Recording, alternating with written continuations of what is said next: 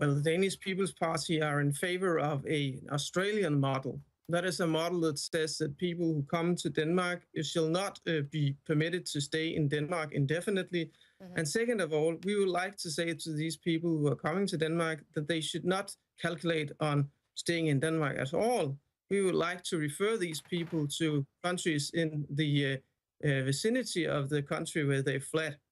We're not interested in getting a whole lot of people who we're supposed to integrate, but we know as a fact that it is impossible to integrate these people. Why is it impossible? I'm just curious why you think it's impossible to integrate asylum seekers. What is it about them that makes it impossible for them to fit in Denmark?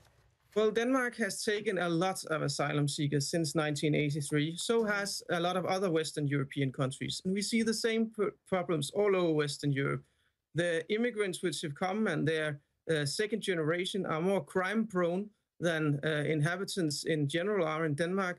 They have a lower frequency of working than Danish people have. And we have a rising Islamic problem in Denmark. We have a number of Islamic parties, Hizb ut-Tahrir, Salafists, and so on, who are making it very problematic to integrate people in this country. But your country not only is a signatory of a refugee convention, it was the first country in the world to ratify the 1951 Refugee Convention, which compels you not to turn away people who are fleeing war and persecution. Are you advocating that these people who've already fled a war zone should be turned back and sent home?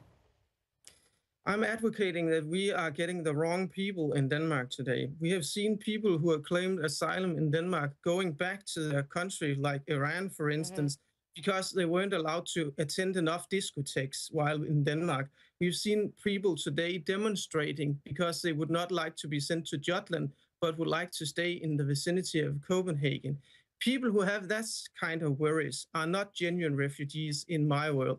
Wow. We would like to help as many as possible from the Danish people's point of view, but we would like to help them in the vicinity of the countries they are fleeing. There is no reason for people who are from Syria and Afghanistan to go to Denmark.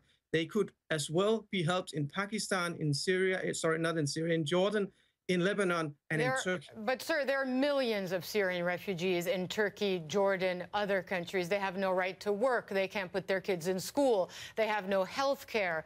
Of course, it is their right to want to seek asylum in a country that can provide them with better living conditions. Many of them have degrees and diplomas and contribute to society in very productive ways. You think all the 20,000 people who've made it to Denmark are people who are complaining they can't go to discotheques enough? It just feels like you're painting everyone with a very broad brush. Unfortunately, it's not quite as you say. In Denmark, after 1 year, 3% of refugees are employed. After 3 years, 10% are employed. And so it goes.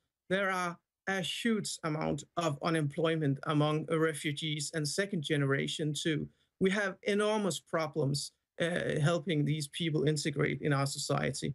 In the US, you have a presidential candidate, Mr. Donald Trump, who has opted for not taking in Muslims at all in the US. Do you support that? Do you support that position? You think all Muslims should be barred from Denmark? I think that we should only take the people to Denmark who cannot be helped in the vicinity of their neighborhood, whether on their country, their original country, whether or not they are Muslim or not. I want, and the Danish People's Party want, an Australian model. Okay, but do you agree with a position such as the one of Donald Trump that, for instance, Muslims should be barred from entering Denmark? That you'd be happier with another group of refugees from countries that you think would integrate better? Would that be fair to say?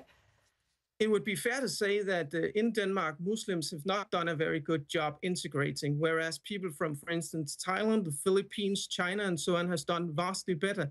They are not as crime-prone as people from the Middle East and Africa. They are better employed. And, of course, we do not have a problem with Islamism among these people. But, I mean, so you're saying that Muslims necessarily create an Islamist problem. Is that your position?